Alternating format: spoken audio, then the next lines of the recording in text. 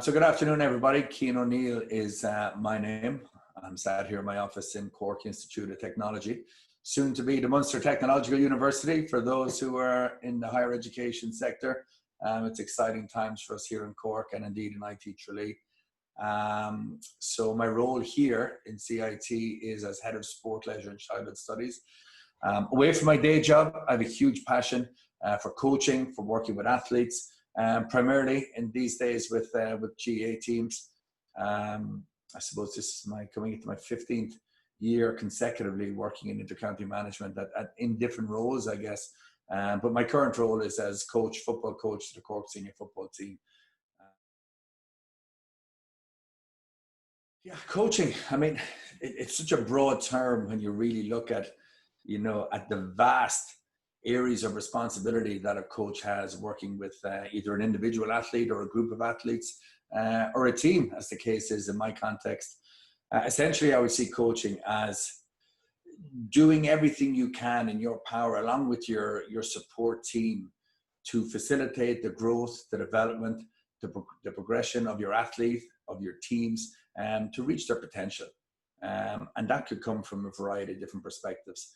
From the actual in situ coaching side of things, it's your ability, to understand what it is you're doing, understand your role as a coach, to challenge the players, to provoke them into learning, to encourage them to become learners themselves, agents of change on the field, on the court, whatever the case may be, making them effective decision makers, and making them good team players, good communicators.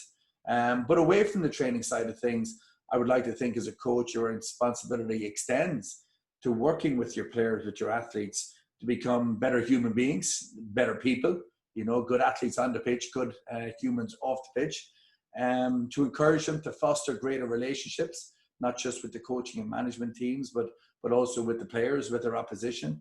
I do think coaching and being an athlete has the capability of developing character, things like self-awareness, and behaviors such as empathy, integrity. I think that's a really important part of the coach-athlete relationship.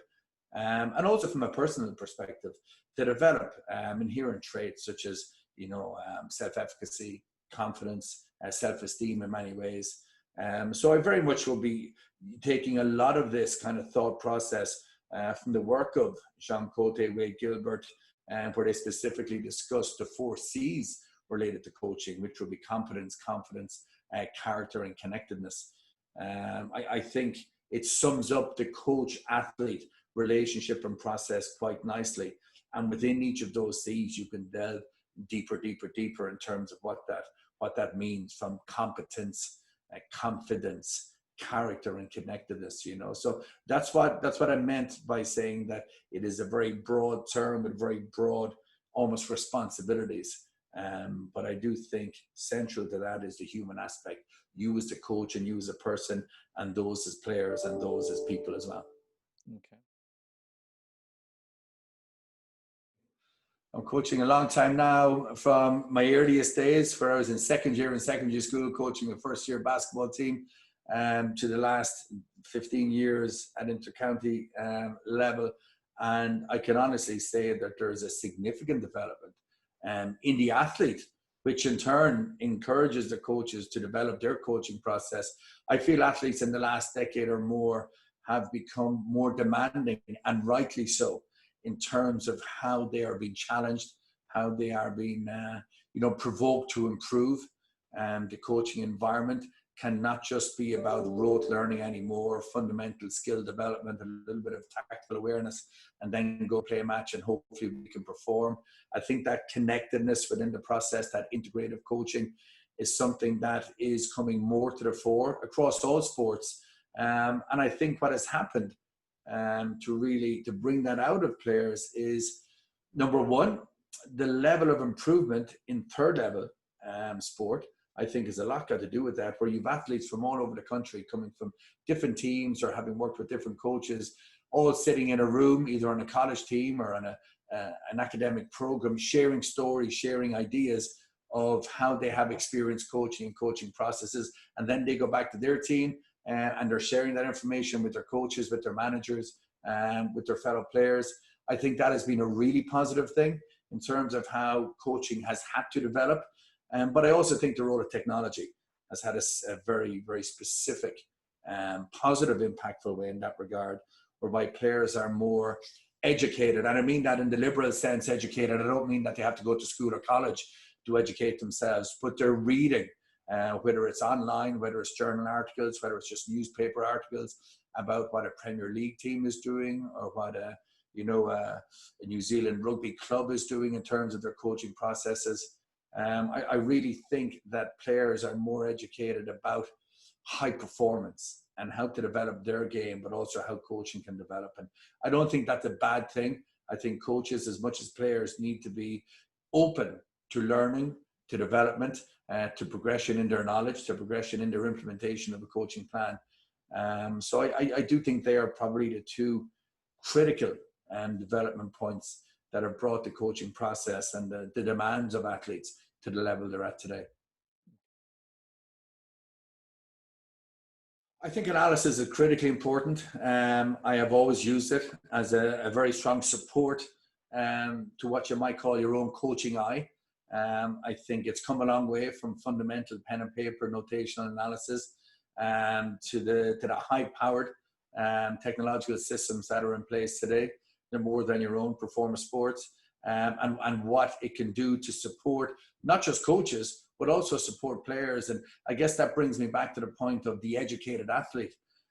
What I find now, and in my experience, is that some of the best athletes and best players that I've worked with, and I've been very fortunate to work with over the years, are also the most reflective athletes and the most reflective players. So they don't just want to train or play a match and park it there and move on to the next microcycle or mesocycle of training and hope they can repeat that performance. They're constantly looking back at their own performance, at their team's performance, just looking for those critical edges. And I guess that's where I feel analysis comes in. It can give you that critical edge in terms of reflection on a past performance, or also preparation for a prospective performance, whether that's viewing your own performance through the lens of video analysis, or maybe breaking down the plays and the skill sets or the tactical ploys of the opposition. I don't think it should ever replace or take the place of that coaching eye, that manager's eye, that selection team's eye. But I do think it is an important support system that when you combine the two of them together, they can be very, very important and very powerful allies, I guess. Okay, very good. Yeah, that's a really good point about reflection. I suppose that I came through, my primary degree was in physical education. And I suppose in all teacher education programs, the process of reflection is a really critical part of developing your pedagogical process. And pedagogy extends to coaching. It's not just the teaching. So we were taught very early in our program the importance of reviewing your classes, identifying those critical aspects, that went well, and trying to develop, replicate them, improve them, but also reflecting on those areas that didn't work as well and how you can improve the next time. So not just the why or the what, should I say, but the why as well. And I think when it comes to coaching, whether it's at sub-elite or elite level, that process is equally as important, if not more so. Whereby if you just continue almost to work session to session, match to match, without any real deep reflection, you're never going to see those critical areas of potential improvement, of performance improvement that can take you to the next level. And sometimes that can be something as simple as writing down your thoughts, in my experience, after a session. So literally, what are the things that I did well in that session tonight? What are those areas, 1 to 2 to 3 areas that I can improve upon? Or as you graduate up the ladder in terms of the use of technology, actually having that reflective system in place, whether it's video analysis, whether it's statistical analysis, whereby you can use that objective data to look at or reflect upon what happened in a given session or match, but also viewing your subjective thoughts and just seeing where they merge, and is one informing the other, and vice versa. So I do think there's a very strong role for that. Video analysis has really come to the fore in elite sport, and even drifting down to sub-elite sport, club level as well lately. And I think that that's important, whereby you can actually view what has happened at that moment in time, but also what led to that point.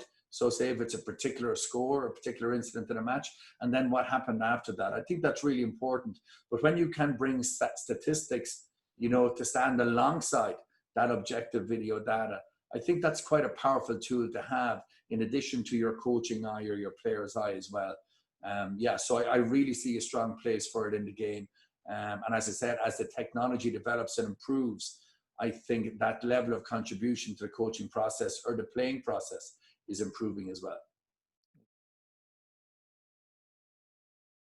I guess the one key thing that I've noticed in recent times is the real appetite and desire for players to look for video analysis, either from their own personal perspective or from their unit perspective, be it attacking play, defensive play, restarts, set pieces, or on a third level from a holistic, from a team perspective. In the past, that would have been very much coach, manager driven in terms of this is what happened, this is why it happened, this is how we improve. What I'm seeing more and more now are actual players requesting and in some cases demanding footage so that they can take that footage away and they can start to self-analyze, you know, to be self-critical of themselves, whereby they bring the solutions, you know, as opposed to relying on a coach or a manager or a management team to give them solutions. And I think once you have an athlete or a team of players who are very much able to problem solve in real time because of their own individual preparations, as opposed to being just fed information, I think that's when you're really in a good spot. That's when you're really in a healthy place, because, you know, every match meanders in so many ways. You go up 2, you go down 6, you know, you play against 14 men, you might be down to 13 men yourself. No real training or coaching, just that is one directional from a coach or a manager to players, excuse me, will prepare you to deal with that. It's how you have managed that in your own mind, in your own preparations, how you communicate as a team of players, and problem solve at pitch level, not at coach level or management level. That I think is the essence between, you know, good teams and great teams in terms of how they cope with adversity. So I think that that's an important point to make.